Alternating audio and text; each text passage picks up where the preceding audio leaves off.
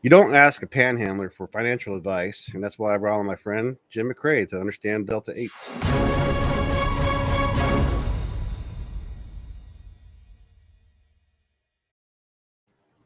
All right. Hey, Jim. Hey, how you doing, Mickey?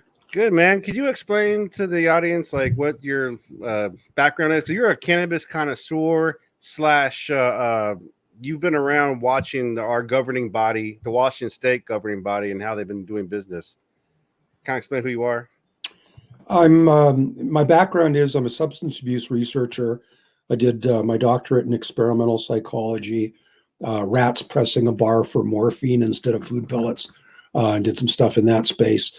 Then did a postdoctoral fellowship at the University of Pennsylvania in human substance abuse, and went on to a long career in the pharmaceutical industry, primarily doing data analytics, supporting the commercial side of the industry, so effectively selling drugs legally, but using in a very, very high profit industry, high volume money, profitable industry, with lots and lots of data. Did stuff that helped the company achieve its mission better. Anyway, when cannabis went legal in looked like it was about 2012, 2013, that was going to be happening here. It caught my interest, and when I sort of started looking at it more closely, it really caught my interest because Washington State has tremendous transparency laws for government information. There are exceptions, but the bottom line is there was something called the Sunshine Act passed a number of years ago, where by default, the Washington government agencies are supposed to supply information upon public request, unless it falls into one of many, many categories that are explicitly defined in legislation as exceptions to the public request. So one of the things that really turned my crank was because of the federal government being a little concerned about legal cannabis at the state level in just a handful of states. Yeah. They were worried that it was going to start getting out and getting out of the state, getting into kids' hands, doing bad stuff in their mind. And so the LCB, one of the key foundations of being able to intelligently manage that situation and those risks was to adopt a traceability solution, which is seed to sale traceability, where effectively, if it works and if they're on top of it, they'd be able to tell a heck of a lot about the industry. And if they're so inclined, be able to probably weed out some candidates for further investigation if they were worried about a diversion or breaking any of the rules. It's amazing what you can measure when you have an audit of every transaction in the industry. Well, so that when I saw that stuff was available, I just went all in and had a lot of fun until 2017, near the end of 2017, when the Liquor and Cannabis Board for Washington State changed traceability vendors, and effectively the move from BioTrack to MJ Freeway's Leaf system was just a disaster. It's still a disaster. It's been a disaster for 4 years now, over 4 years. And there's been almost 4 years. There's been lots of data, but let's just say from an analytic perspective, not the type of data that I like to do the type of stuff I did in the first 4 years of the market with. Or I don't do lightly. Let's put it that way. There's a lot more caveats. There's an awful lot more ability. I suspect if bad players want to hide stuff, that they can hide it in this traceability thing. So my interest in that is still there. It's waning a little bit for Washington because they don't seem to have done anything for the past 2 years to fix actually 3 years, I would say, to fix the problem. And they're aware of the problem. So I don't know. The legislators seem happy with it. They're getting their tax dollars. It's all good. Well, and that's all they care about. I mean, honestly, the governing body, we have the Cannabis Observer that's local that watches them. And I think more people in individual states, as this happens state by state, we're the United States, but we're individual states that have their own laws just for this one plant. How many other products are out there that it's not the linear or whatever, across states? Yeah. But there are actually, I will challenge one thing. There are a lot of good people in the agency, a number of them. I won't estimate a percentage, but there are some folks there that really do try. There are some folks that seem to recognize some of the attributes of this plant and this drug as being different than the alcohol and nicotine and the other two poisons that they administer and regulate for the state. Unfortunately, key portions of the organization do not embrace the fact that when they are regulating something that is a medicine above all else, and happens to have some attributes of it that make it a recreational choice for many, they haven't embraced, for example, in their risk reduction approach, that it's the safest of the three alternatives they have. So, their prevention arm is treating it in a just say no manner. Yeah. And they're worrying about the color of a pink label because it might be differentially attractive to children, when I can go down to the local grocery store and get little hot pink balls with 6 ounces of 30% alcohol premixed sweet drinks that are at store eye level for a 6-year-old, and very attractive. Looks like a ball. And so, so that stuff could kill the kid. The cannabis would probably put it to sleep if it had too much. I mean, so, and they would likely recover with no notable liver damage. That would not be the case with alcohol if they recovered.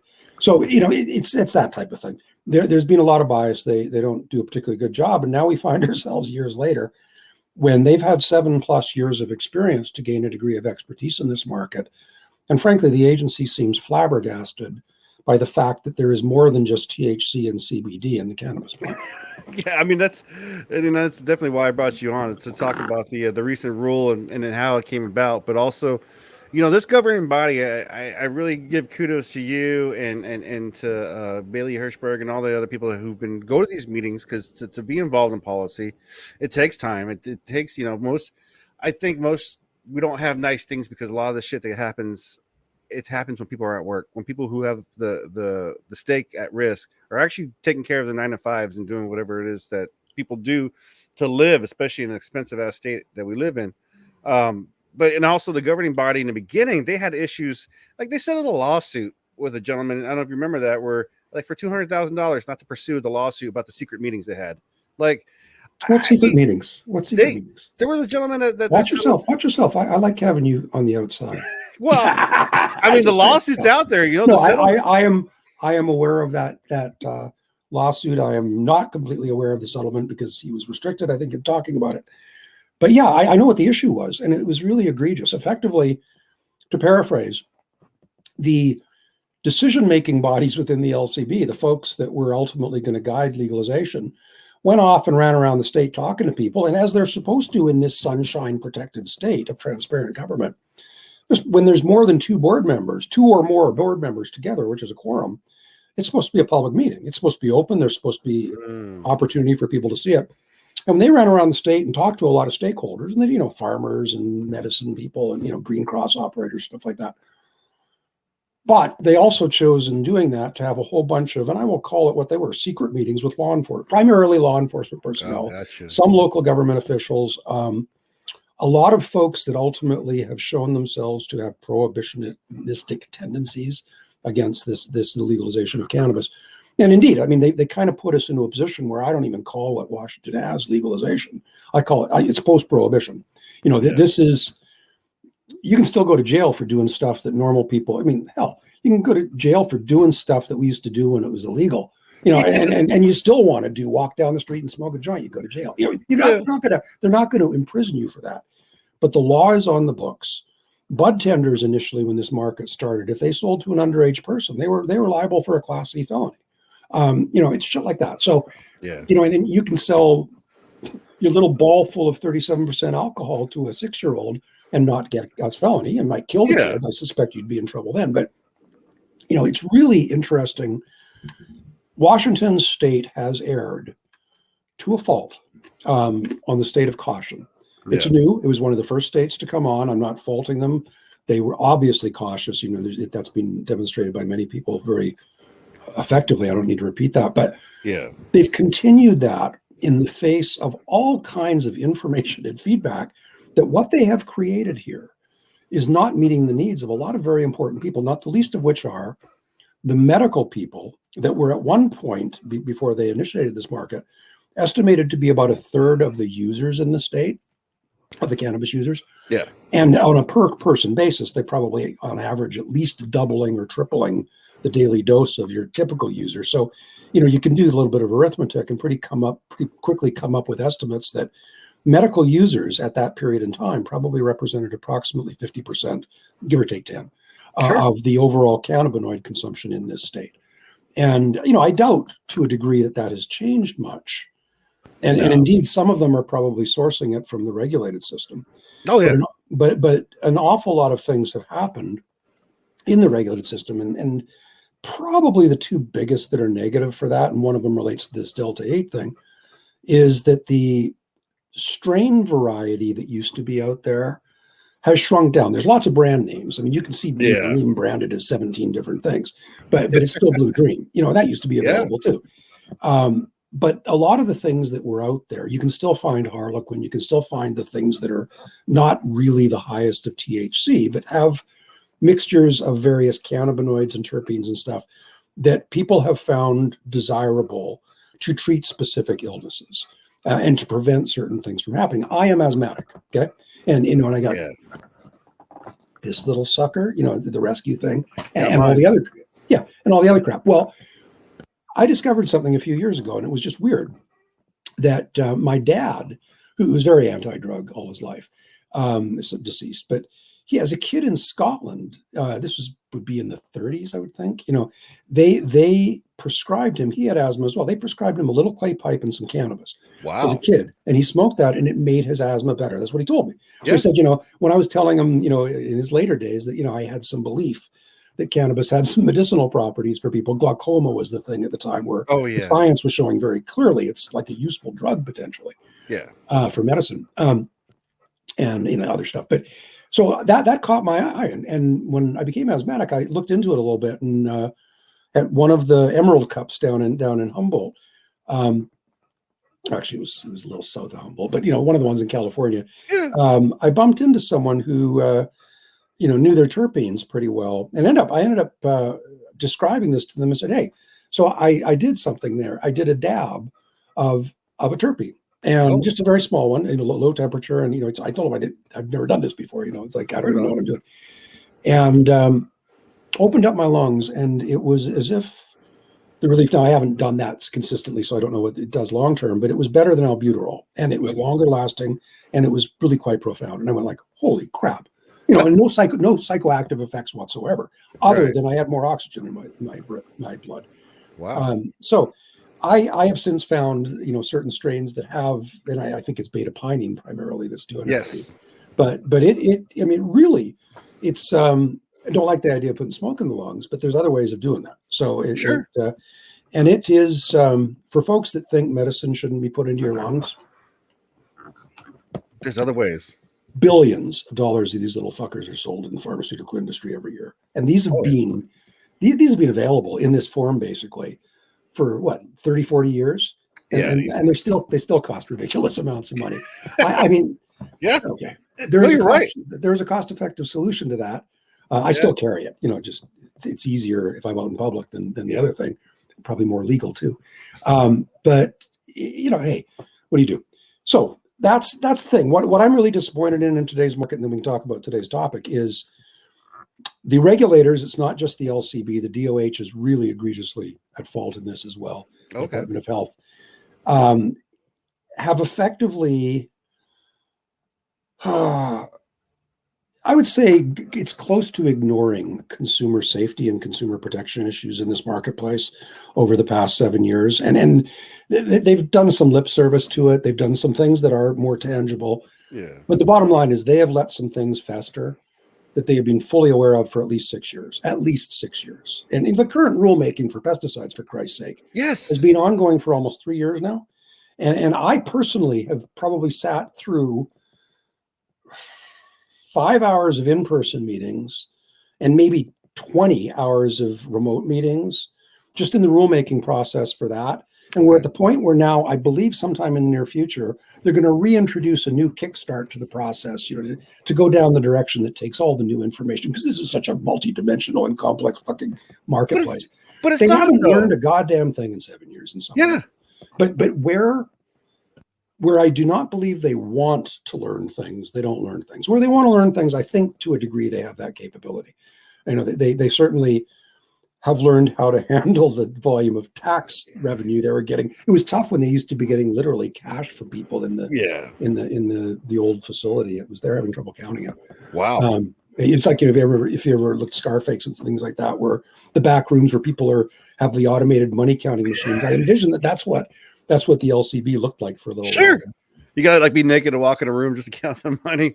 But also, I mean, how like just okay, to the LCB credit, and I hate to be all negative all the time, even though they're so frustrating because, back to like they've had 7 years, lab testing requirements alone, medical versus recreational, it's still a consumable goddamn plant. It should be the same universally, but yet, and then they should make the medical requirement the highest requirement for the plant itself as a consumable, right? I mean, I know. Yep. When you say medical, we picture sterilizations and things like that, but we're talking about a plant that is a natural like immune, right? It has a natural pesticides. It fights organically. It does, but it also in the wild doesn't naturally grow at a 25 plant per 4 square or for 16 square foot, high density indoor thing under a 12-12 light cycle, with all humidity and temperature, because humans are always better than God. No, they when you start doing effectively large, even small scale monocropping, but high density, trying to maximize crops, things happen. Air movement goes down when you have plants things. So that builds moisture. That starts building an environment where molds and mildews will thrive much more readily. Yeah. You basically put things out of kilter. I mean, I don't know the fractions of this, but I would imagine that the majority of stuff grown in this regulated market in this state is not even grown in living soil. So you got perlite, you go to your local farm store and get some soil. Maybe it's got, some microbes and some fungus in it and stuff. Yeah. But the bottom line, even the natural balance there that has a tendency to make the environment more amenable to, it's the type of stuff that these plants evolved over thousands and thousands of years, if not longer, to live in, are now stuck in with all due respect to the practitioners, an aerospray pod where they never even touch soil, an aquatic medium where they're touching stuff that keeps the roots in place, but they're getting all their nutrients through whatever is in the fluid that's running through. Sure. Aquaponics is kind of cool in that regard. But it's anyway, the problems that they are seeing here are not unique. I mean, there's bugs, there's stuff. The pesticides people add to stuff for the most part, and that's to deal with the bugs. Heavy metals, if they show up, which is infrequent, but they do show up, are more something in the environment. Either you're adding something to it, like a nutrient that has too much mercury in it, shame on the nutrient manufacturer, or you're growing in soil downwind of Hanford, or near an old chromium plating shop, near an old downwind of a smelter, near a highway where lead gas was used for decades and decades and decades. So the plant is really good at remediating and sucking that stuff up. So we test for it. But the thing is, in Washington's market, only about a little less than 2%. Last I looked, it was 1.6%. It was about a 6-month sample of the product that moves in this market is tested to the Department of Health standards to be considered medical marijuana. Yeah. And those standards are effectively the same as what everybody else gets tested for, except they add the requirement that they be tested for pesticides and heavy metals. Which they should be all the time, I think. Everything should be. Probably. I mean, you can argue how much, how often, how broad a test, how sensitive a test. But the point is, I believe this state is unique. I don't know that as a fact because I've stopped tracking those things as more and more states come on board. But for up until about a year or so ago, I think we were the only state that did not require pesticide testing for our product. Right. And you think about that. If tomorrow Washington state were to go, the country were to go legal and cross-state commerce became legal and all that good stuff, who in the right mind would buy Washington product? I mean, seriously, just consumer liability issues alone. The liability that frankly, in my opinion, that the state has taken on in the way they've managed this. I believe there were some laws there early in the game, and I just can't bring myself to dig them up and read them because it would disgust me too much. But I think there was actually a play 3 years ago where the LCB gave themselves immunity to a number of different types of prosecution. They didn't give it to themselves. It was in some legislation and it was granted to them. Oh, okay. And I don't know the scope of that, but it pissed me off at the time because I knew by that point from some of the stuff I'd seen in the data that there was something dirty in that agency. Oh, sure. And you know, and haven't quite narrowed it down in most cases to who was involved, but in some cases I have. So, well, the lip service, like you said, that they've given us, part of that lip service has been, well, isn't the FDA or not the FDA? Yeah, the Agriculture Department. I thought they were supposed to take over. You know, and with the testing, like, you know, no, they took care of that. WSDA has done one thing. Well, they've done a number of things. The primary responsibility they were given, there were two responsibilities. One was to help the Department of Health and by extension the LCB figure out what pesticide rules they should do for. It was about 2 years into the market when medical got rolled into it.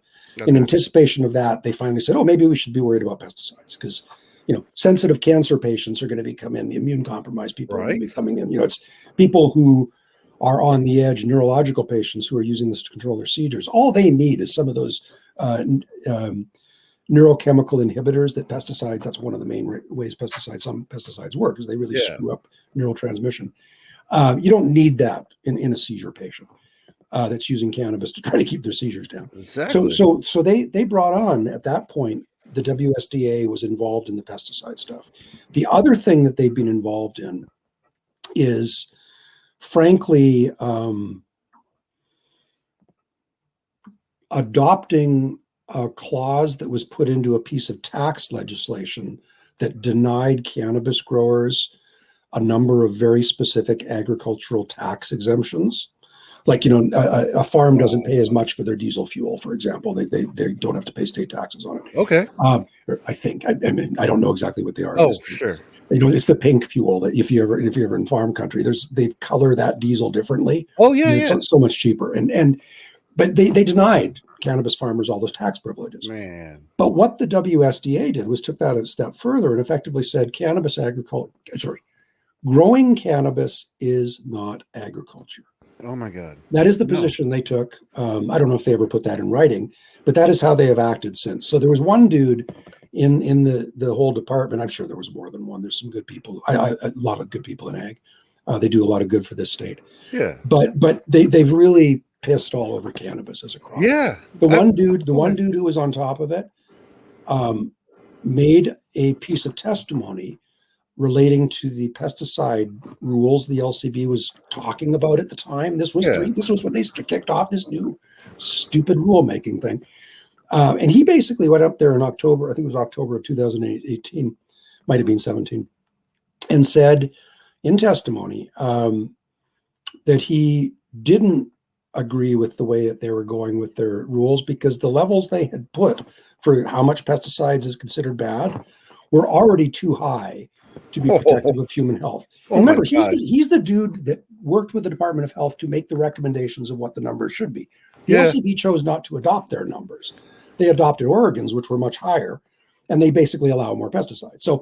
So he was up there saying this. He made his testimony, and one of the board members, Russ Hauge, one of the infamous law enforcement friendly members of the board, one step this side of anti-drug, in my opinion, and he asked the gentleman from the WSDA, "Are you testifying on a personal basis or as a representative of the WSDA?" And he said, "I'm the pesticide guy for the WSA. I have managed the pesticide program there for 10 years. Yes, I am testifying to you as an expert with that on behalf of the WSDA." Within approximately 3 or 4 business days, he was removed of his responsibilities for cannabis. Oh my God. And within about 2 or 3 more business days, he was removed of his responsibilities for pesticides completely, just taken off the whole thing. He'd managed it for the better part of 10 years, if not longer. So that was really, I'm going to change to the other things. Sure. That one. But that's very telling. That's very telling. That's better. Yeah. I don't know why that's better. That's just better. Wow. But yeah, so anyway, I was very disappointed in that. That was a very vindictive thing to do. So yes, the WSDA has effectively squelched cannabis as agriculture. What they have done is they've just embraced hemp as agriculture and have done a number of things, including, by the way, submitting stuff to the legislature and all that, that ultimately enabled this Delta-8 shit to happen. Well, and that's what, And so, yeah. yeah. Well, that's what I get to was like, so, I mean, this governing body that it seems, as we've talked about, all their intent behind the rules is not about the consumer, right? I mean, when we looked It's at, supposed to be. It's right, supposed to be their mission. Their mission is public health and safety. well, we're supposed to be the shareholders, right? Like whenever we looked at the website during the home grow debate when we're trying to get that going on, and then the LCB first had to do their 2-year study bullshit and all the other things before they even passed it on to the legislator. Like, oh, we decided after all that money we spent, we're just going to let it, it belongs to the legislature, which is ridiculous. But their intent has nothing to do with the consumer. Because this Delta-8 conversation, it was brought up during a meeting, right? Because you're somebody that goes to these meetings and observes the meetings, understands what they're talking about, their conversations. Like we like to say here, I like to make jokes whenever I talk about policy. I think porno music should be playing because it gets very sexy when we talk about legislation. Like it's just like it's so drawn out and boring. Nobody goes. I mean, like it's where the magic happens, but it's very drawn out and boring. There wasn't a pot brought up like during one of these meetings. Somebody said, "Hey, don't you know you have Delta-8 made from hemp being infused in your products?" Is that how it came about? Oh, well, the exact timeline I'm not clear on in my head. I know someone was making noise about this a good 2 to 3 years ago. Oh, okay. It's not like this is just occurred now because people are making noise about it. Remember, above all else, the WSLCB is a reactive organization. Yeah. I don't think I've ever seen them be proactive on anything. Never. Ever. The only proactive thing I've ever seen them do is they see a black licensee and they say, I'm going to send extra security in there, enforcement in there, and I'm going to check them for underage sales a little more frequently. And say, that was nasty of me to say. But yeah. What little I've looked at the data, they actually do seem to be biased racially in a lot of the things they do internally as well, by the way, as an organization. Okay. But you have to look at the salary data to get that.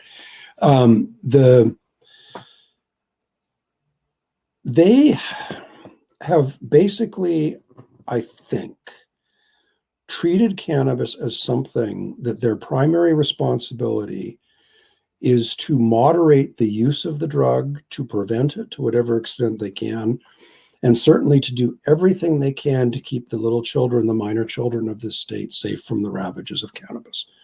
And I really do honestly believe that a number of them believe that cannabis is truly dangerous for these kids. Now, I'm not advocating for kids to do cannabis or any psychoactive drug. It's probably not a good thing unless there's a medical reason for it.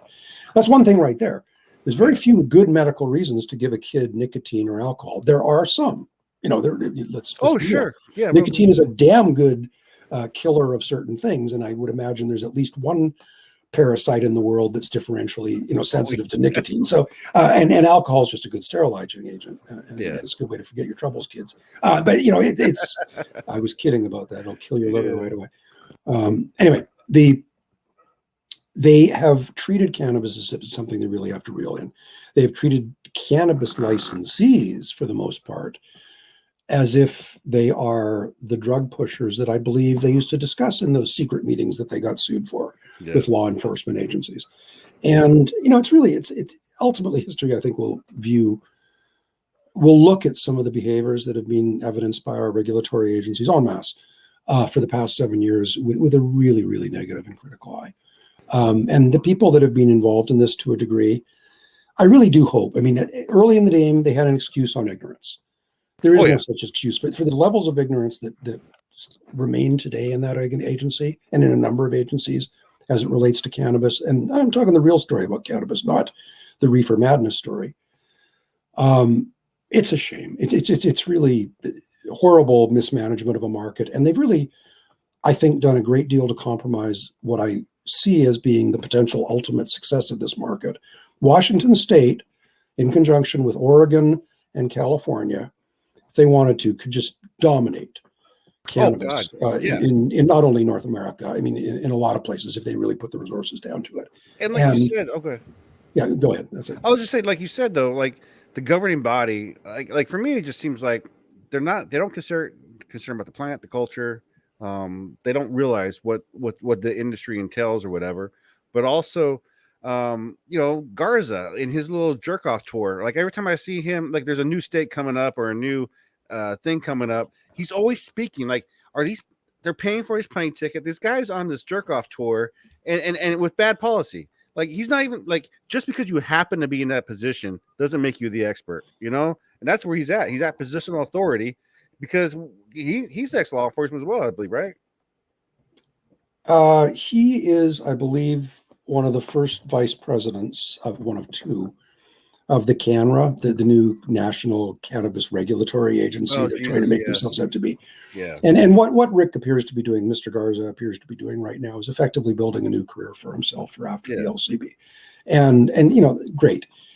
Any organization that brings him on board and drives their policy with relating to cannabis based on his leadership is not one that will have my support, nor, by the way, would any state in this nation benefit, or the people of any state of this nation benefit from having his influence their legislation or rulemaking regulation in the future. It has been abysmal. It has been absolutely abysmal. His leadership is command and control. His leadership is, well, you've seen the guy operate. I have very little love lost for him. I recently posted actually on iBlog a short thing showing a piece of nepotistic corruption that he did, where he basically blew through over 100,000 of taxpayer dollars to reward his previous boss that put him in the job that he's in right now. She was the lady that screwed over the immigrants, the Department of Licensing screwed over the immigrants under her leadership. Oh, God. And she had to step down for personal reasons shortly thereafter. The next day, the LCB hired her. I don't believe they even posted the job, but they hired her the next day, and they hired her for a tremendous raise, right? And she worked 6 months to the last day of the calendar year, give or take, and was gone, and immediately started working for a government-facing consultant in this state. So it's one of those revolving door, real high ethics in these people. Totally. But they're enriching themselves, so all the power to them. I don't mind them enriching themselves so much when they go to be a whore for for a lobbyist or something. Yeah. But when they're a public servant and they are misusing public funds, even if it's only 100,000 here, 100,000 there to enrich their friends, someone that's able to do that, we have to remember that Rick Garza has overseen an organization since before the inception of this cannabis market. Yeah. That just in the last, I will look at some numbers, just in the last, I had some Leaf data handy, and the retail stuff is good because it's not Leaf, it's actually from the Department of Revenue. But since the beginning of 2017, so about 4 years, I standardized it up if it was a full 4 years, $7.2 billion has been spent by consumers on regulated cannabis in this state. That's with all taxes and stuff rolled in. Yeah. And, $7.2 billion later, generating, by the way, just shy of $2.5 billion in direct sales and excise tax revenue. You kind of figure that would have people take notice. And particularly when you consider that a good hunk of that money flows through his agency. And what little I have seen, and I really have not dived down in this too deeply, because if I do that, I'm going to want to call the FBI, I'm pretty sure. Yeah. And I just don't like talking to feds if I can avoid it. There appear to be very few effective oversights on this agency. There are a number in government that are supposed to do oversight of their operations. And the ones that I've looked at closely it's almost as if they're asleep at the job. Should this traceability snafu, that I went and testified to the Office of the Chief Information Officer, their Technology Services branch a few years ago, when they were thinking of re-upping the Leaf contract.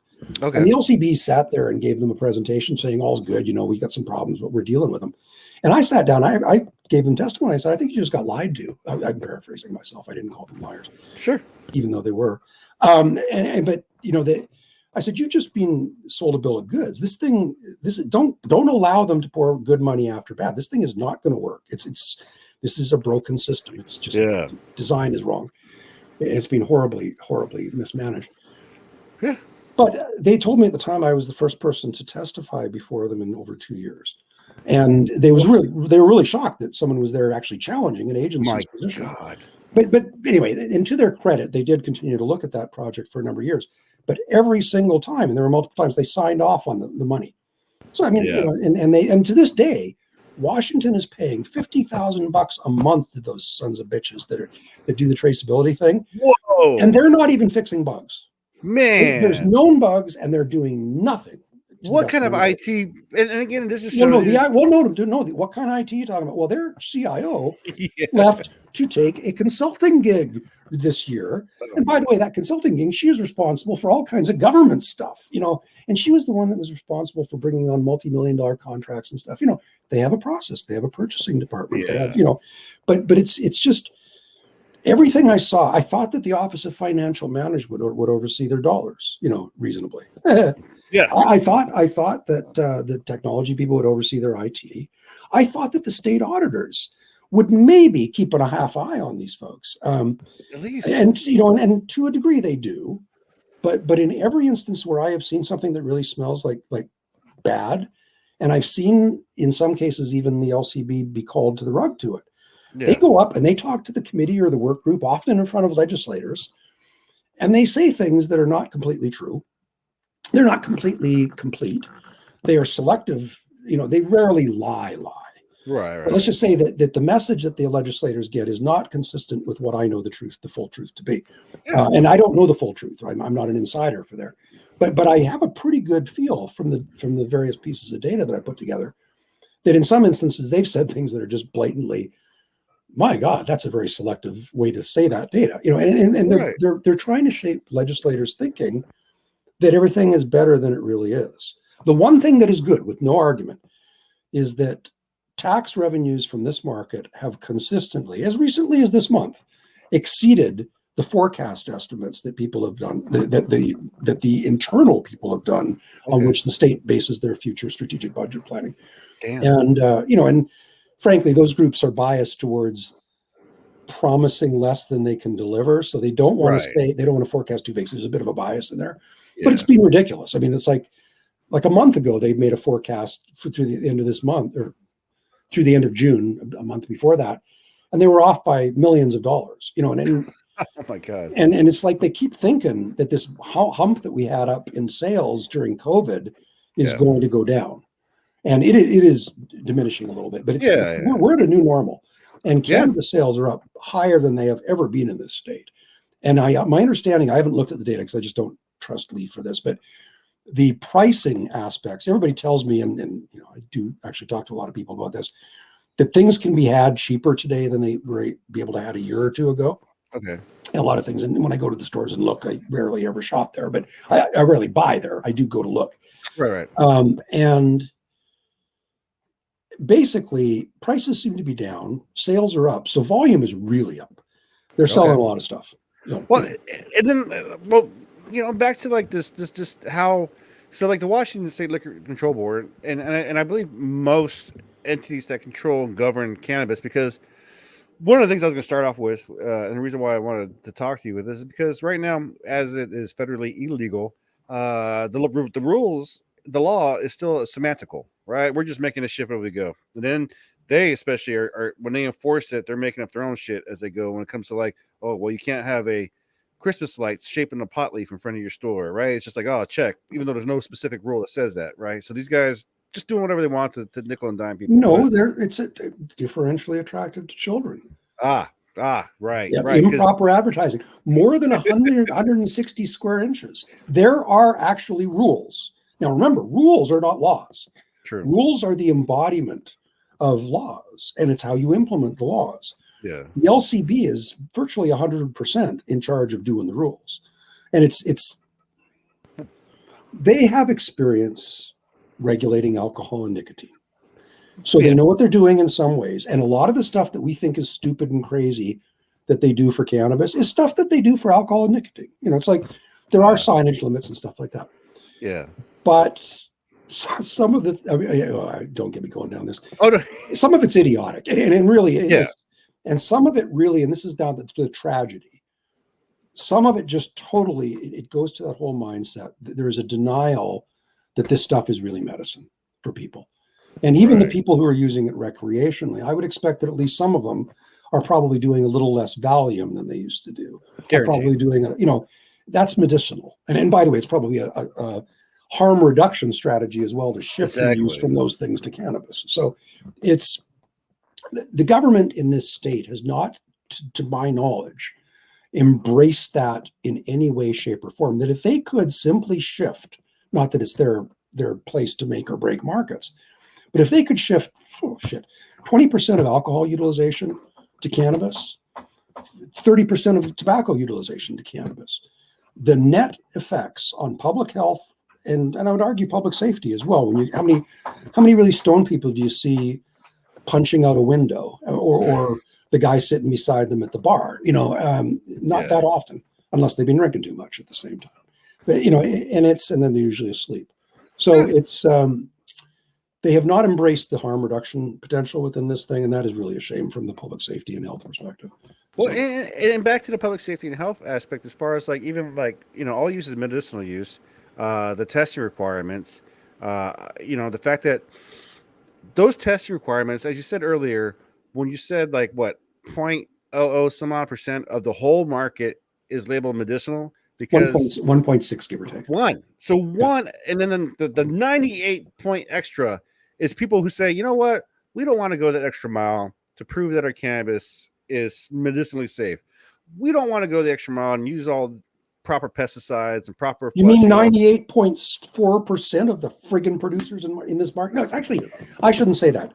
It's more than that. There's only 3 wholesalers, to the best of my knowledge, that are producing medical grade product today. There might be a 4th one, but there's 3, and those 3, just as a minor thing, 2 of those 3. Remember the whole.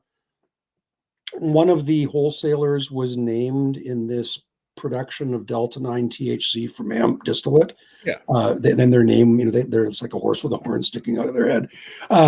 They were named. Well, I took a look at who had bought product from that thing across the industry for the past little while, actually since the inception of their sales.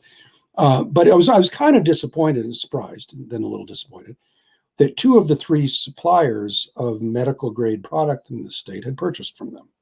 I don't know what they purchased. I didn't look at that. It was just dollars. Yeah. And one of them actually purchased a lot and seemed to be a growing client of theirs. One, to a better credit, tried a little bit of it, and it was just a small amount, and then stopped purchasing. Yeah. So I suspected that was a real player that got a new supplier. Hey, your prices are really good. Yeah. Brought a little bit of it in, had it tested themselves, realized what they were playing with, and said, no, thank you. We actually care about our consumers. So, one, and I will name the one that's good. Trailblazing Productions did not buy anything from that specific. Nice. Well, and I had a question about that too, because that list you popped up. So, back to the Delta-8 hypocrisy, or the lack of proactive guidance by the WSLCB is because what we're here to talk about was a Delta-8. Recently, the Washington State Liquor Control Board created a notice of adoption, an interpretive statement regarding Delta-8 products and it coming from hemp. And so that list you got, because you produced a list that showed people who were using this Delta-8 from CBD hemp. One of the people I actually visited, it did for Green Revolution. I did a little tour of the facility. Yep. But they're just a concentrate. Well, they just take the concentrate from other people and infuse it with food. Oh, they're an innocent middleman. Oh, I got you. No problem. Okay, that's the thing. And by the way, this is what we're actually talking about with this specific supplier. Yeah. Although they were doing the Delta-8, they were actually converting it out through Delta-9. Okay. So they were doing Delta-9 THC derived presumably from hemp with a chemical process. And people argue whether it's synthetic or whether it's whatever. They've done some chemical stuff to CBD. They've turned it into THC. If they're half-assed good chemists and they care about downstream stuff, they have cleaned it up so it's pretty damn pure. And then they're selling it as THC at a fraction of the cost of production of growing cannabis under the regulated system. Because all of this regulation shit, this over-regulation that the LCB has applied to farmers is expensive. And back to the WSDA, the legislature, we don't respect your agricultural tax exemptions. Yeah. It's really expensive for them to grow.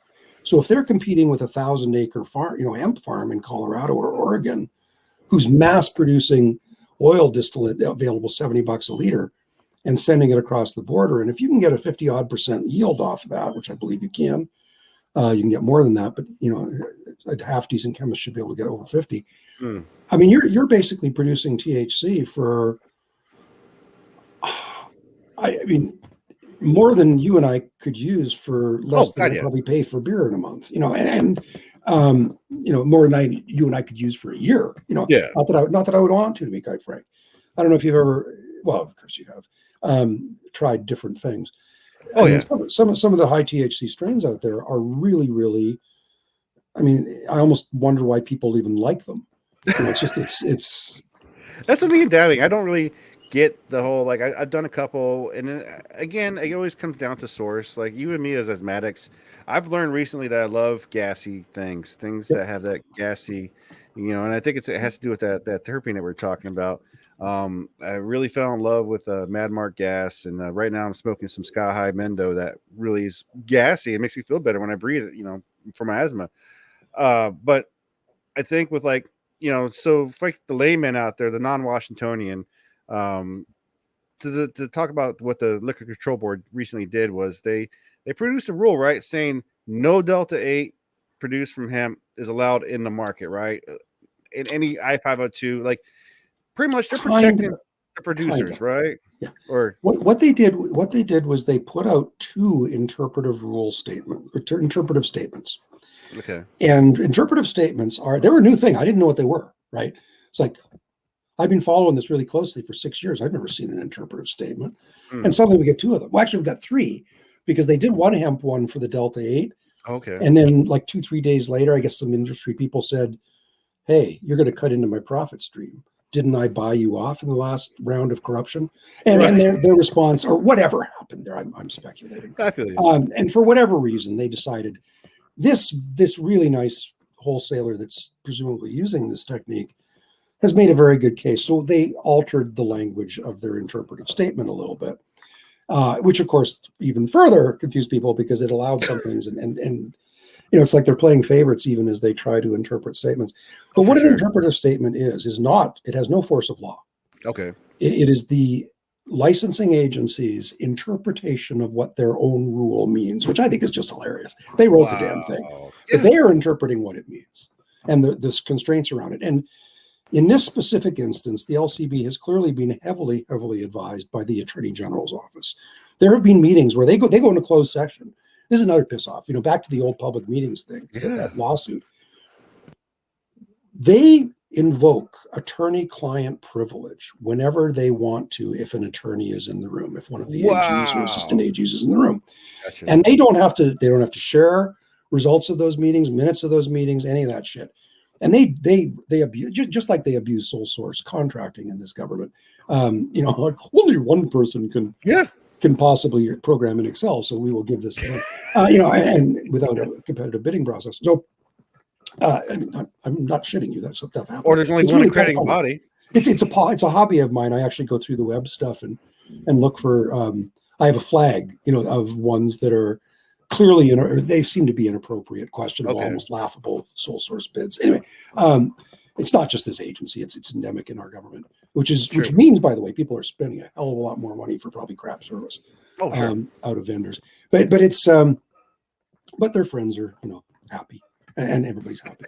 So it's I don't know how I got off on that tangent. That's horrible. But it's not a healthy ecosystem in which they are trying to do. But they are trying to interpret their own rule, and in doing it, it does not have force of law. Okay. By having made an interpretive statement, the legislation that enables those sort of stresses that they are encouraged to develop a permanent rule that captures the flavor of the interpretive statement. So they basically put a flag out there of, we can't do anything like put our foot down right now, but we're telling you, we think this is bad. You shouldn't do these things. And what they did in the second interpretive statement, which was not the Delta-8 one, but the one that just came out, was when they said, thou shalt not make Delta-9 THC out of hemp-based CBD. But it was just a naughty. So like, I mean, it just seems to me when they come up with this shit, they're just like, again, it's like the bad paradox, a bad parody or irony where I just see a bunch of them going, okay, here's what we're gonna do. Okay, I got this. Wait. No. It's not cannabis. It's not cannabis. They're clearly in the terminal stages of methamphetamine addiction. It's yeah. So it really is. Some of it is a little odd. In this specific case, I'm going to give them credit. They were stuck. I don't know the inside details because they've been going into secret session like crazy. Sure. However, the new chairman down there, David Postman, actually things are better under him. A few of the things that I've seen, and it's just a little more transparency, a little more engagement. It's not going to be perfect. He's basically heading up a board that has two people that seem to be very happy with the way things were running the last 5.5 years. And now he's coming in there, and I really do believe he's trying to shake things up a little bit. It's becoming apparent to anybody that looks that there are really, really deep problems in that organization. And they're in the process, it would appear, of trying to accelerate a changeover of senior management. It's a lot of them have moved in the last 12 months. So okay. Go ahead. But anyway, they really right now, to cut them some slack, for that company to have been producing THC out of hemp-based CBD using a chemical process in their facility that is not rocket science. I'm sure they've done some things to make it very efficient, very good, sure, and probably safer than most people think. I don't know that for a fact. I'm just guessing that they would, because it would be idiotic to do what they're doing and produce poison that's going to hurt people, because they don't aspire just to doing well in Washington, who in their right mind would. These are players that want to do well on the world market, certainly the national market. So if Washington's going to do some nasty little interpretive policy statement and basically say, we don't want you to play in our sandbox, I would not be surprised if they were closing up shop in Washington and moving to another sandbox. They might or might not sue here. If I were them, I probably would, because I've read the interpretive statement pretty closely and the legislative references they made, and it's idiotic. But this is 17 attorney generals, or actually 7 that I'm aware of, that have played in making that interpretive statement with the LCB, and I'm sure that there were more behind the scenes. And they're citing RCW, state law, in which the paragraphs they're stating are in conflict from the beginning of the paragraph to the end of the paragraph. And I'm looking at that and just going like, well, I don't know how I'd interpret that, because this is basically saying yes, and this is basically saying no in the same paragraph. And there's one paragraph there I've read like 6 times now, and I still don't understand it. Was the producer so like I still don't know much about like the background of like who was doing this or what was doing this, but the person, the entity that was making this Delta-8 or out of hemp, were they an I-502 license holder? I-502 being our law that the recreational market runs under. Two things. The one we were just talking about that was actually making Delta-9, allegedly, was a licensed I-502 processor. I think there was pure processor. They might have been a producer processor, but they were a processor effectively. Okay. And there's a fancy licensing thing behind that all, where there's other companies that are kind of involved. I'm not going to name anybody now. I think I don't know how common knowledge it is, but I'm not inclined to get sued for no good reason. Right. And I don't think for a second that it was only one player doing this. One player got outed by somebody, and my own research has focused on that individual company because they were named. Okay. And it was interesting what I found when I looked at them. Yeah. By the way, there have been some patterns in the data for quite some time that have struck me as odd, just in terms of how people are using their lab testing and how they're testing intermediate products that they produce versus final products that they produce. And what you said about earlier, that a lot of these folks that are buying it are just processors that are putting it into other things. Well, that's really part of the problem, because if there's something wrong with it, I'm not saying that there's anything wrong with it. If there's something wrong with that product, whether it's Delta-8 or Delta-9 derived from hemp, and I'm buying 10 liters of it from you, and I then subsequently put that into sodas, coffees, chocolates, gummy bears. I guess we can't do gummy bears in this state. Edibles, drinkables, topicals, salves, capsules, ointments, tinctures. That's what that stuff goes into, right? Potentially. Yeah. That's the nature of those. That's what a distillate is. Do you need to add some CBD, some THC to your thing? Do you need to add some Delta-8, Delta-9? If you get virtually 100% stuff, say it's 90, say it's 100%, it makes the math easy. If you get 100% stuff, which I don't know if that's available, but let's just say it is theoretically, You put a gram of that in there and you've got 1,000 milligrams. That's pretty easy math to do if you want to make 110 milligram things. Okay. That's you need a gram of that stuff, and you need a very good homogeneous process. And you will, if you're dosing that out to 100 pieces, they're going to be 10 milligrams a piece, plus or minus, on average. So that's kind of what those things were doing. So when I saw some of the manufacturers, the processors that were buying from that company, I looked at it and said, I've recommended people to go to those products in the past. Not that I'm not going to now. It's just I was kind of like horrified, felt a little nauseated. Yeah. Because I do see that as folks sourcing in a business, they see an ingredient, THC in this case, or Delta-8, if it's Delta-8 that they want. And there's a cheaper source for it. And if it's a clean source and it's a reliable source and it tests okay when they test it, hopefully, then why not buy the cheaper one? And that's where my issue comes in, because effectively when the legislature here allowed hemp stuff to come into the market, there was a bullshit excuse they gave of, there's not enough CBD being produced by our. I didn't know that. There's actually two excuses they gave, but the one that really gets me was that one. They made the argument, a few people made the argument actually, and the legislators appeared to buy it, that at the time, because medical was failing and less than 2% of the product was tested for medical stuff and medical people couldn't get what they want, all medical people want CBD, that the problem with no medical was that there was not enough CBD available in the market. Hemp was that was the argument they spun. Yeah. Fucking head explode. So they allowed hemp to come in with, of course, none of the cost basis of producing stuff within the regulated market. So there's no way that the regulated farmers, and there's 1,100 of them that still remain, can compete with that. Shit. So by enabling that, they basically said there's a whole bunch of business things that you cannot do. You can do whatever you want. I mean, some people are stubborn, but you will not be able to compete and thrive doing certain things, like growing massive biomass for CBD right now ain't going to work. Growing massive biomass for THC used to work. When this CBD stuff could come in from the hemp market and be converted to Delta-8 or Delta-9, that's a big problem for those people. Yeah. And the LCB has, by their interpretive statement, just basically shut that down, which is probably a good thing for those farmers. But here's the clincher.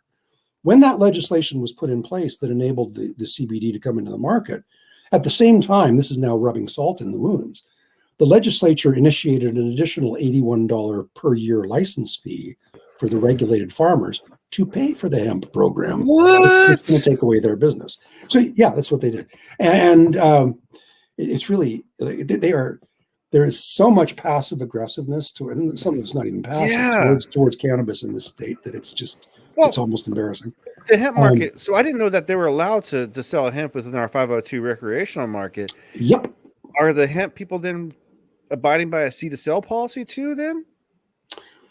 No, because leaf is broken and they didn't plan it for hemp and they're not fixing it. Now, people have done workarounds on how, like, traceability has become to the LCB. They want it. I'm maybe doing injustice to this, okay? Because I'm sure they use it for some productive things other than giving $50,000 a month a place to live. Yeah. But one of the things that they do with the traceability is when the CBD comes into the state, it has to be tested for pesticides and heavy metals. So right away, that hemp-based stuff, whether it's CBD or just hemp, like hemp flower, hemp oil, whatever. Yeah. When it comes in, it has to be tested for heavy metals and CBD, or heavy metals and pesticides. Right.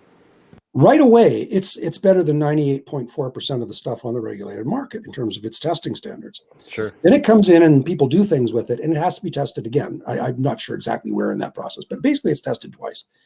And it doesn't matter. It could be tested once. It's still tested to a higher degree than 98.4% of the I-502 produced product.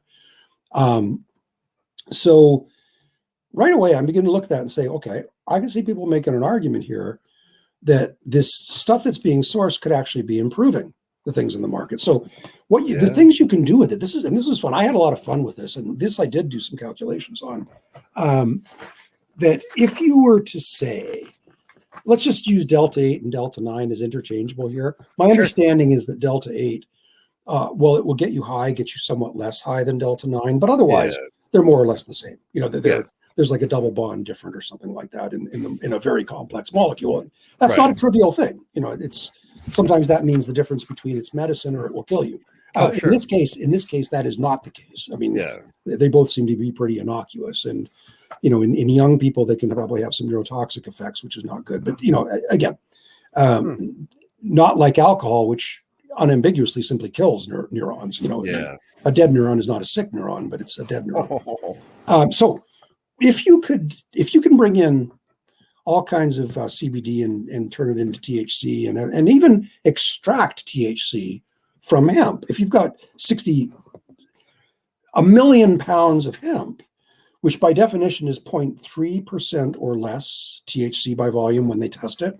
Right. I did some numbers about if you were to grow it. Let's assume that everything you're growing has 0.3% THC in it. So there's no chemical conversion here. You're bringing in hemp stuff, and you're just distilling the shit out of it, and you're taking the THC that's already naturally there. Okay. Yeah.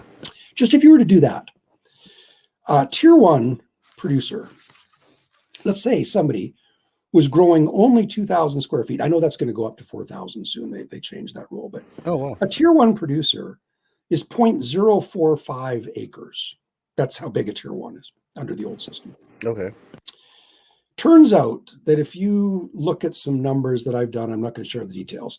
You look at how many doses, standard edible doses, you could produce with the cannabinoids from those plants, and they could basically do a whole bunch of doses. But they get tier one can produce about 187,000 doses a year. Okay, in the numbers that I've done, if they're doing it by growing hemp and doing distillate. No 502s are growing hemp. But I'm trying to give you the idea. One lousy tier one, small, tiny farmlet can do 187,000 standard doses. Go up to a hemp farm that's 20 acres. Okay, 20 acres. Oh my God. So it's a 20-acre farm. It's not a huge farm. I personally, own 20 acres of agricultural land. Sure. Personally shared with my wife.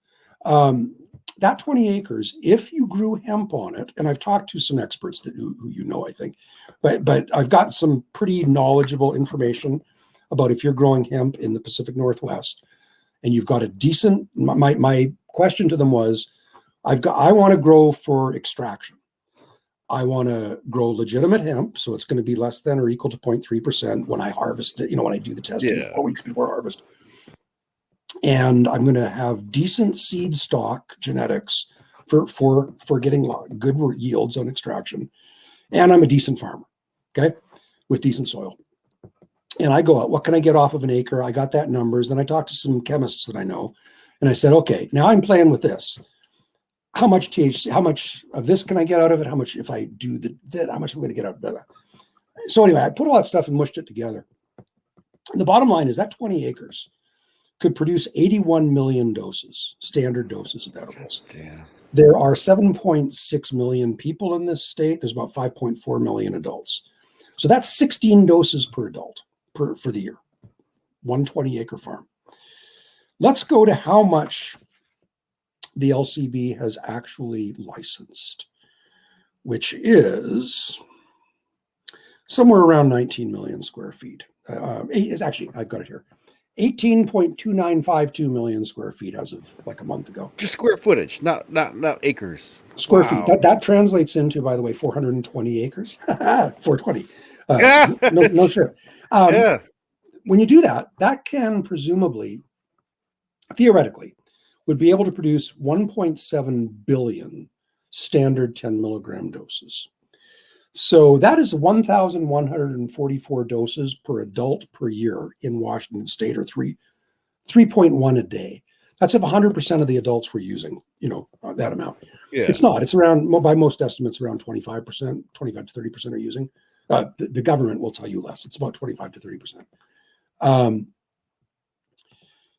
You do those numbers and you're effectively quadrupling it. So the amount, if they were just doing the inefficient hemp thing and doing the extractions, the amount they could produce in this market is enough, more than enough to meet the needs of every cannabis consumer in the market just by doing hemp stuff.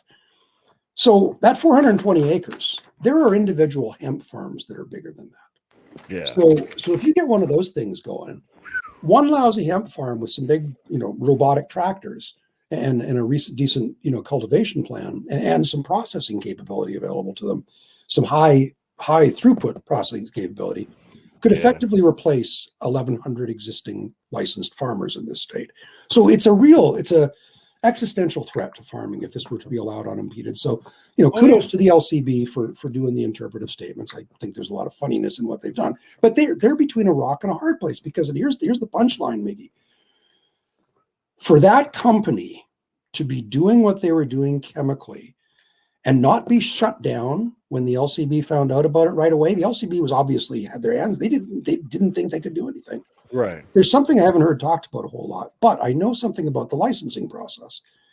And for them to get the license to do and the approval to do what they were doing, they had to submit a very detailed manufacturing plan to the LCB to tell the LCB what they planned to do.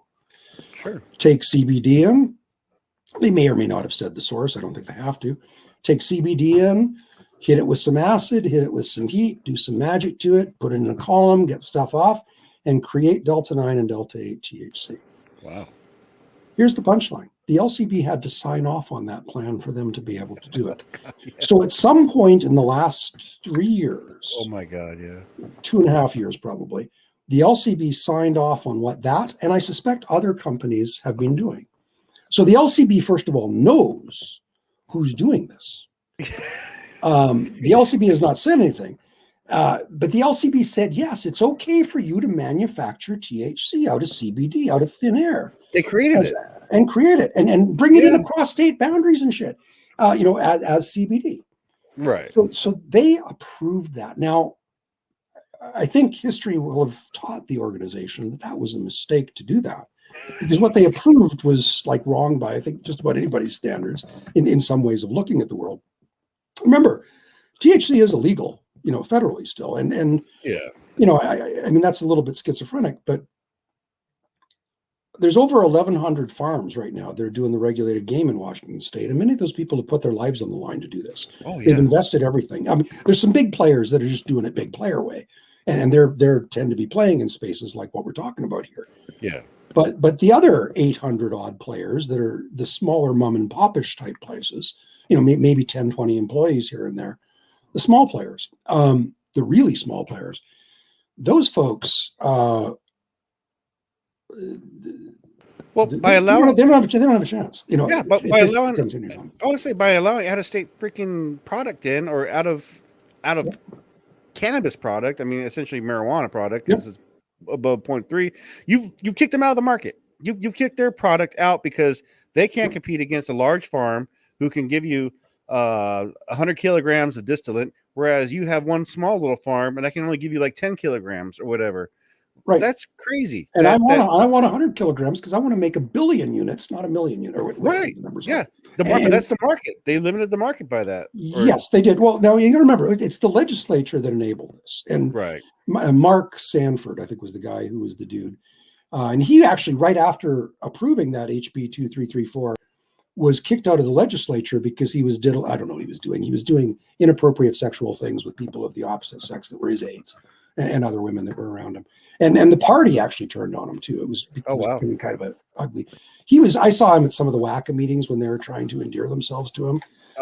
He was in a very influential position over cannabis legislation at the time. Sure. And they, I think, had something to do with that legislation. Anyway, so it really, I just told you how much you can produce with some acreage. Now, let's say you're producing this stuff. Now, we were talking about Delta-8, Delta-9 in the regulated market. Delta-8, because you wanted to talk about Delta-8. Here's Delta-8. Just forget the regulated market now. They can sell their get your high stuff. Delta-8 right now, and I'm pulling now from other states as well as, so I don't know if this is happening in Washington. I believe it is, but I do not know this as a fact. It is happening in other states. You go down to the corner store, the gas station, the convenience store, maybe the vape shop. Maybe they have Delta-8 edibles available. Maybe they have this, maybe they have that, maybe they have the other thing. It has occurred to me that when you look at the definition in the law of hemp-based products, they basically have to be below 0.3% THC by weight. Okay, hold that number in your mind: 0.3% by weight THC. Below that hemp, above that cannabis. Okay, so basically below that THC. Okay. So, and indeed, we probably know some folks that make topicals, and one of which I use regularly, the Chaba products, which have THC in them, but it's below 0.3%. And as such, they can be sold. I go to Whole Foods and I buy some of Oz creams periodically. And anyway, and they work very, very effectively. So, and no psychoactive effects. It's a medicinal thing I use them for, and they are very effective. Nice. So if you are buying this, okay, one of the things I really don't like about the edible market in the regulated section is you're limited to 10 milligrams per dose. Oh, yeah. And 10 doses per package. So you can get up to 100 milligrams per package. And to their credit, you know, they that lady, the reporter in Colorado, ate too much edibles and I freaked out. Oh, my goodness. I mean, I believe once I had too much edibles, if too much is a possibility. It was a guy I was going to do business with who at the time was making a 100 milligram drink. And this was before the rules were finalized. So I was thinking of investing in his business. And when I heard like a rule, I was following rulemaking very closely at that point, and they put in a restriction that they were going to limit things to 100 milligrams per package, right? Basically. Yeah. And so I called him up and said, you know, this could be a problem for some of the business plans you had sort of said to me. And his response was to say, well, fuck that. Went into the R&D lab and 2 days later came out with a bunch of 200 milligrams per bottle product. That was his reaction. And anyway, I got a 6-pack of those. So, right on, yeah. And I did one. And you know, I learned something that 200 milligrams, and he was pretty good. It was probably 200 plus or minus a very small percentage thing. Right on. That was too much. You don't want to, I at the time weighed about 225 pounds. 200 milligrams was too much for me. So just a point for people. And I was reasonably tolerant.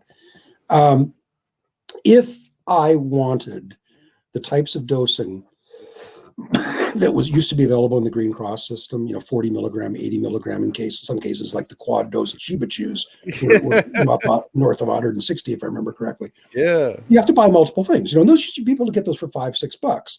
Now you'd have to buy probably $40 worth of edibles or so in the 502 system.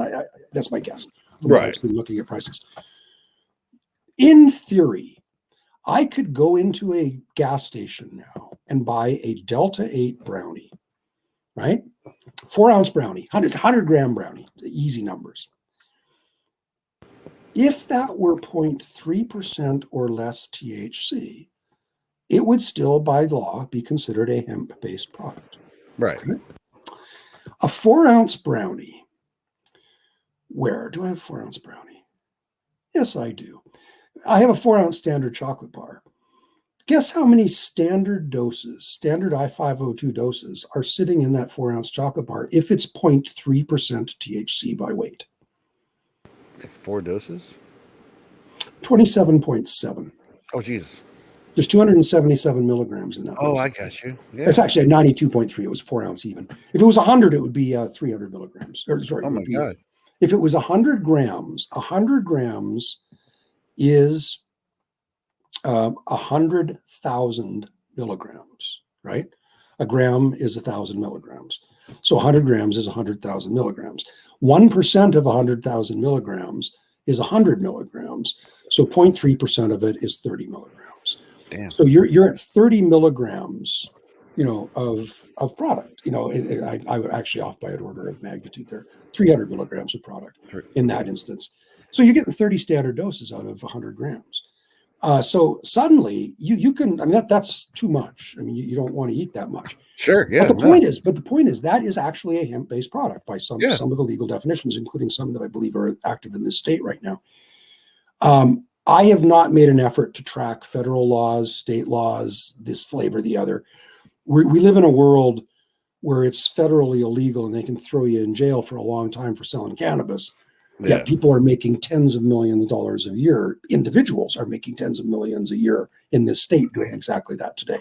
So, and the state is making billions per year doing exactly that and enabling that and regulating it and poorly regulating it at that. If you had a can of beer, this was the first thing I calculated because I did the liquid equivalents as well.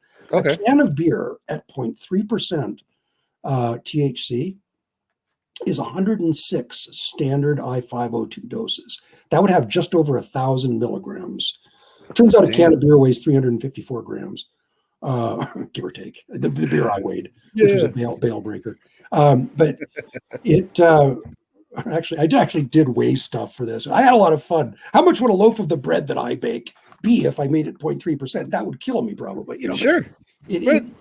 I believe that there's a gaping hole there right now where you can be selling Delta-8 or call them what you are, CBD brownies, whatever they let you do, a shot that they put in your coffee in some places. Yeah. And that's of questionable legality. I don't want to get down that. It's available. You've been out there, you see the stuff. I see it available for sale on the internet all the time. Yeah. But you can conceivably, you can get a quart of milk at 0.3%, and it's got like 184 standard I-502 doses. It's got 2,839 milligrams in it of THC, and it's presumably legal. So that's enough to take out a football team. Sure. At least a high school one. If they're all drinking milk. And it's available in the corner store. So I really do think the whole Delta-8, Delta-9, all this stuff going in the regulated market. The big issue to me was the LCB approved the process first of all, which I think is just hilarious. They approved something that is just demonstrably illegal. I think demonstrably illegal. I'm not a lawyer. And now they realized, oh shit, we did this. Russ Augie, clearly the board member, who's the ex-prosecutor from Kitsap, clearly knows something was funny. His behavior for the past month and a half at meetings is it's reading. I'm so glad those are recorded for posterity because it's really funny to see somebody who knows they're in legal jeopardy, personal legal jeopardy, and it is overseeing an agency that has probably opened themselves up to liability like the state hasn't seen in a long time. Well, yeah. And they're trying to hide that fact, and they're now trying to hide it in part with interpretive statements and things like that. So, I wish them all the best. They certainly are deserving of all the good that this universe can bring to them, as we all are. But they really have screwed the pooch on this one. Well, they created a monster, right? Like if they approved all the processing and gave the go ahead, like for the hemp to come in, like I didn't even realize hemp was in our recreational market. Which, for one, I as a consumer, I'm a little upset. Like I know chemically and technically it's all going to be the same, but I would like a notice. I would like to know that this was brought in from an external thing, but and along those lines, as I was telling you earlier, how like Green Revolution was on that list that showed like people that bought product from these people. The great thing about Green Revolution, while I was there, it was the only place that I've seen that they have an on-site lab that they actually double check their stuff before they check it out and then send it out. So I know for sure with their nano emulsion process and all that whatnot, they're getting checked. It's you're getting what you got. It's as clean as it gets. I know something about their operations. No, I wasn't playing favorites. I just decided I'm going to do the top 20, and I did the top 20 whether I like them or not. It's like otherwise I'm not objective, and that's not the way I play. So exactly. I've lost some friends over the way that I reveal people's names, but look, if you're in the top of the list, you're in the top of the list, and I'm not making a value judgment about it. It was a factual thing. These are the biggest purchasers of product from that wholesaler that was named. I don't know what product they're buying. I just know dollars, and here's how many dollars. And these ones were buying a lot of it. And I actually looked at a lot more than that, like the temporal patterning of their.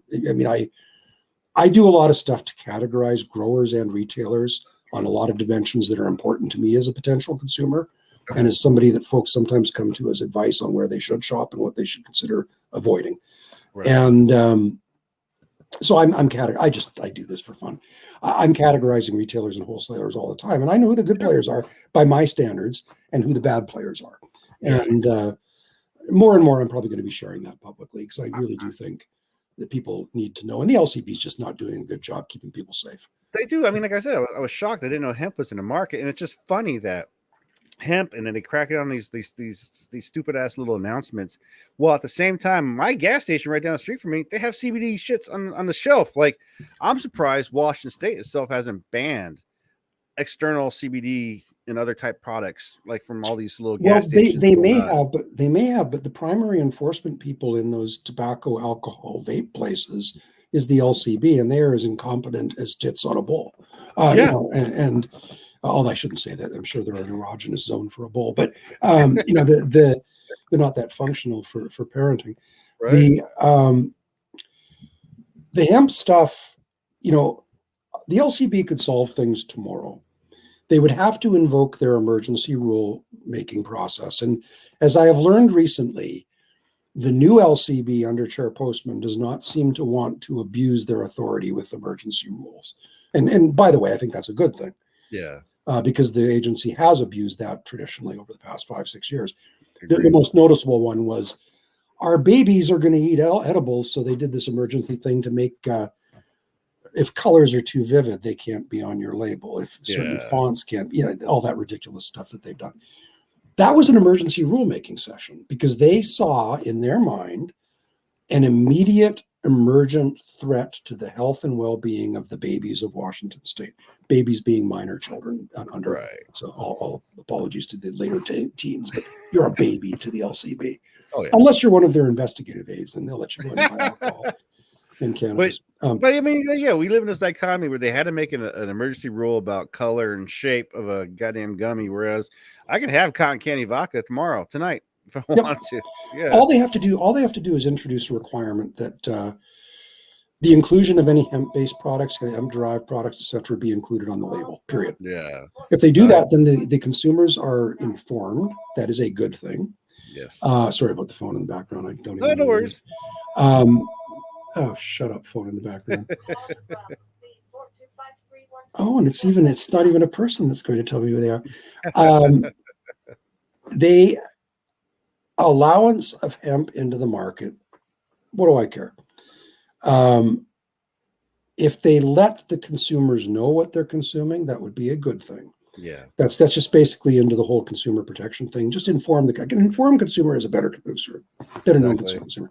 Right now, they don't really have to do that because they believe they've shut the process off. You know, I would love to see the LCB actually at some point share their investigative work to see how they have mined through the traceability data to try to determine what other processors are also engaged or have been engaged in this alleged process that the one that they named was engaged in.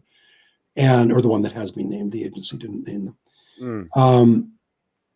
Because, you know, I bet you that they haven't done anything because I don't think they're really capable of doing it. I don't think they have the skill set necessary. I don't think they have the mastery of their own data resources to be able to figure out where to look for some of the things that you have to do to chase this stuff down. For sure. And frankly, I just have better things to do with my time right now. I am, though, I'll put this out there. I think I might have enough data to try to do a predictive model using the brand I will not name that it was told to be doing this stuff. Sure. I've taken a close look at their inputs and outputs as a company. I think I could probably do a predictive model based on that and then run it by all the other, because I've dumped the data for all the processors in the state. Yeah. The detailed data and it's a big Horkin file. And then run that model against everybody and see which ones pop as likely having been done the same things that the brand that shall remain unnamed was doing. Now, if I do that's not something I'm going to be naming the people, because now it's not you are the top 20. It's my predictive model said this, and you know that's you know. And I don't need to be challenging people that are making $10 million a month in revenue to you know that. It's not usually that much, but there are a lot of $1 million plus a monthers in this game. Yeah, I suspect. And it'd be neat to identify who they are, because I'd like to tell some of my medical friends, you know, who they should perhaps, you know, ask more questions about if they're considering buying product from those folks. But there's an awful lot of potential information that would be useful for consumer safety and protection in the traceability data. If the traceability system is functional, it's not completely dysfunctional, but it's really it's heavily compromised right now. I do believe the LCB could get stuff out of there if they wanted to, but again, then they'd have to be proactive, and that's just not what they are. Yeah. And then with that information, when you do collect it, when you do your new post. Will that be on here at the High Blog? Straight Line Analytics is Oh the yeah, website? that's the one. Yeah, if you go to High Blog, that is High Blog, I think. Latest post. Okay. Yeah, that's the one. That's if you go www.highintelligence, HIGH intelligence, all one word, .org. It'll take you here and go up to the very top of it. There, that's the most recent one. Yep. Oh yeah. Okay, that first one, that's the one where I call out the administrative director for the agency, Rick Garza. His name is actually Ricky Joe Garza, and call him out for some corruption Nice. that he was doing. And and I've written, by the way, all of the board members of the LCB, showing them a link to this article, and giving a little editorial for them. And I'm approaching some other people, and I'm collecting a bunch of information. The the FBI solicited a couple of years ago that if anybody had any thoughts about any information relating to corruption in agencies that are regulating cannabis in the country, that they'd be interested in hearing about it. Now, I think given the context of their question, the FBI at the time was interested in people that were selling licenses effectively. Gotcha. I'm a regulator, and you want a retail license, give me $1 million under the table, it's yours. And a couple of young girls for a week. Right. It's whatever they were doing. Yeah. But there were some instances of corruption of that the FBI has been pretty good at chasing those down when they pop. So they were actively soliciting. Does anybody know about that stuff happening here? And I don't, for a fact, know that was happening in Washington State, but I do know that there's an awful lot of odd things that are consistent with, if nothing else, they are consistent with an organization that has checks and balances that are at such a grossly inadequate level that fraudulent, corrupt, self-profiting behavior could easily be done by people. And there are literally millions and millions and millions of dollars potentially on the table here for folks that are willing to buy their way into profitability. But I would say Washington does have that history, even during the medical times when the Have a Heart shakedown with the IRS, when the guy was trying to shake the Have a Heart owner down for $10 million or some shit. Yep. And luckily the justice prevailed, and they went after the auditor.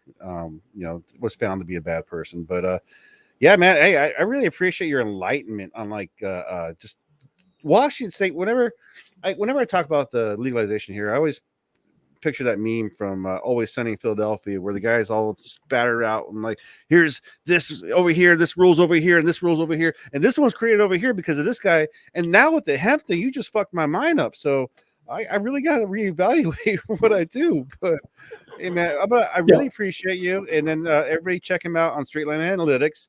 If you're concerned about the Washington State market and how fucked up it is, and Jim, do you have social medias that you actually put out constantly? That you're... Well, Facebook is the thing I'm on. I'm on Instagram, but I basically look at people's pictures and like that. Yeah. I am on Facebook fairly frequently. It's Jim MacRae, MacRae. There's some other people that have names very close to me that we've gotten confused with, which is kind of fun. I've gotten to know some other Jim MacRaes. They're saying, "Why am I getting all this cannabis stuff? Who are you?" It's fun. I put a lot of stuff out there, but I intend to put more of it out on my blog. The series that I've finally decided I'm going to do, I held off on it for a year and a half after the LCB screwed me on that job. And I have a series that I'm going to do. And it's titled loosely Aspiring to Mediocrity, the Regulation of Cannabis in Washington State for the past 7 years. And they really are aspiring to mediocrity. That's a goal that they seem to be trying to hit. They're not quite there yet, but I guess so. Right? Hey, we got legal weed. Now let's just keep knocking everybody in the kneecaps until we can get to a spot where you're willing to submit to just start asking for it and go, yes, sir, I have another. Yeah. The problem, Miggy, is they're not knocking everybody in the kneecaps. Some of the folks that, frankly, are not the types that I'd like to see coming to dominate the industry seem to get differentially good treatment from that agency on a consistent basis. And don't know why that is. I don't like to throw accusations when I don't have factual basis. Don't know. Give me some data that suggests that. There are some. Well, I'm not going to get into it now. There are a number of things, very specific data streams, that suggest certain parts of their organization have at least one or two individuals. In one or two instances, it's got to be a manager, a line person, and very likely a sign-off authority above the manager. Have to be in conjunction for it to be happening. But the data make it look like it's really happening. And so, I mean, it's enough to sort of throw some things. If the state investigative agencies, if the auditors really want to get into this, I'll share my stuff with them. If not, I mean, I'll probably publish it in my blog. Yeah. And I don't really want to go to the feds with this because it's just that's narking. But and the feds haven't been really nice to this industry. So, no. I pay my taxes. That's all I really have to interact with them with. Yeah, but they don't deserve a free license to do what they want. You know, when they don't answer to anybody but the governor. I mean, that's all they answer to, and even then, it's look. I'm not going to get into. I'm not overly happy with Jay Inslee for a lot of reasons, but the two instances where I have approached him about this industry, one of them was when the LCB refused to pull product from the shelves that had been tested by Peak Analytics. And I actually petitioned the LCB to do a statewide recall. That was when Peak was found to not be adequately testing for salmonella and or one of the other nasty bugs. Gotcha. And so basically, and they were at the time the biggest tester in the state. So 40% of the product in the state, more or less, was out there and for all intents and purposes had not been tested for salmonella. And when you look at the testing from all the other labs and see how many things were failing for salmonella, and apply that to the volume of product they were doing, I made an estimate of how many people per day were likely being exposed to salmonella-laden product, with a few fairly transparent assumptions in the work. And it was like, I mean, we were up, by the time the LCB acknowledged that they weren't going to do anything about it to me, we're up into tens of thousands of people exposed in the state by my estimates, okay? Yeah. So I wrote to the governor. When they said they weren't going to do anything, I wrote to the governor and said, hey, governor, and I never even heard back from the dude, right? Sure. That didn't feel too good because it was an acute public health thing, consumer safety issue. Yeah. By the way, impacting over 1 million Washingtonians potentially. Sure. So the other time that I went to him was when the the Department of Health realized under the mismanagement of the LCB. Remember a couple of years ago, for a very brief period of time, there were no labs that could test for heavy metals. Oh yeah. Yeah. Well, basically heavy metals testing, there was so little. Heavy metals testing is hard to do and it's expensive to do. And you got to be careful because you're dealing with concentrated nitric acid. It's nasty. You need special HVAC in your building and your lab, and people can get hurt if they screw up. So you don't do it lightly. And it's pricey to do. Yeah. So the last lab that was doing it decided to leave the market because they were an honest lab. And honest labs have a really tough time surviving in the 502 market. If you don't, inflate THC once in a while and pass scuzzy product that's probably not fit for human consumption, you're not going to be in business for that long. Or you're not going to have a lot of market share, is my experience in this market. What the Department of Health decided to do when they realized that there would be no heavy metals testing available was they did an emergency rule. I believe that was the mechanism they used. One of my favorite misused mechanisms in government that I didn't even know about 5 years ago. And what they did was they made an emergency rule that said they removed the requirement for heavy metals testing in DOH medical marijuana, because had they not done that, there would have been no medical marijuana on the shelves. And that is, by the way, unambiguously, DOH, bad job, DOH. If there's no medical marijuana. They seem to be happy with only 1.6% because it's not zero. But by their own estimates, it would have been, their estimates were 33%. My estimates were 50%, but their estimates were 33% of the market was medical. And their own internal success metrics, when they first rolled out medical, for how many patients they enrolled, they never hit those metrics. They never, in the first 5 years we've had of this market now, they have never hit what they were supposed to hit even in the first year, ever. We currently have fewer than 9,000 registered patients in the state. 9,000. By most estimates, there were north of 150 to 250,000. Well, and I think most people don't realize our medical program too, because like Indiana or Illinois, my buddy, my podcast partner out there, their medical market started with just the registration process, right? Like we started out with like the outlaw, we just got our script and we're good to go. But when Washington State converted because of the bill SB 502, patients, for patients bullshit, which killed the patient program. You can be a patient if you get a script, but you can only have 6 plants. And then you have to be on a registration if you want 15 plants. So, oh yeah, and by the way, if you're on a registration and you want 15 plants and you want to grow in a co-op, you're going to be in a database that the LCB has. And up until recently, the LCB was releasing the home addresses and phone numbers of all of those co-op growers. yep. I pointed that out to them in February. Now, to their credit, under the new chair, the old chair just told me, no, we're not doing that. And so I made a map and showed you, here's a map showing you where they all are based on your data. Damn. And I got no response to that. So the new guy ultimately did talk to me about it. And very, very shortly after us having a discussion about what his agency was doing, they stopped doing it. So they're no longer releasing that information, but it took less than a week. And so I'm pretty impressed. That's responsiveness that I'm not used to seeing. And I mean, I did copy a whole bunch of legislators and stuff on this because between when I first raised the issue to them that they were giving out this very sensitive personal information, like here's an address where there's very likely a co-op cannabis grow and a bunch of patients, everybody. And by the way, their kids live in the house too. And here's their phone number if you want to hassle them at night. Right. All of that stuff was being made available. I made the comment, and in the next month they did the data again. There were 2 new ones on there that hadn't been there before. The next month there were 2 new ones on there that hadn't been there. Actually, it was 2 months past. But so I had 4 new addresses and phone numbers that I didn't know about when I first told them there was a problem. Yeah. And the problem had actually been there for a couple of years, but I just noticed it.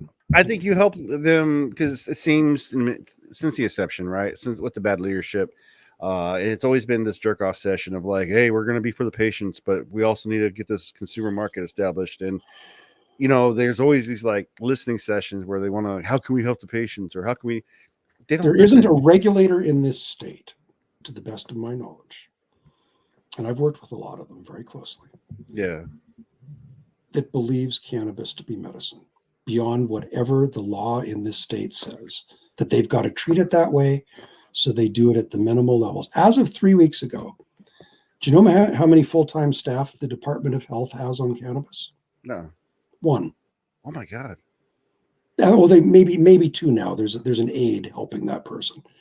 1 $1 billion. 1.5. No. It's to them. It's not $1 billion. They wrote some rules 6 years ago, and the only thing they washed their hands of it. The only things that I am aware of them doing since then are collecting $1 from every store every time they register a patient.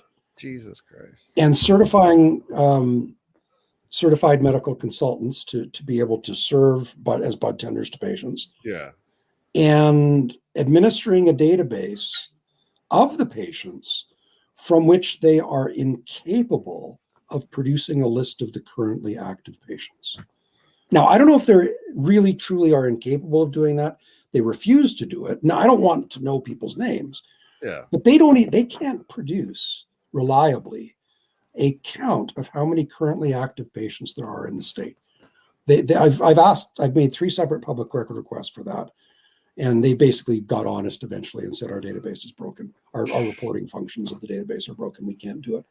And I've come close to saying, look, I'd be willing to come in for free and work with your system for a day or 2 and see if I can make a goddamn report for you.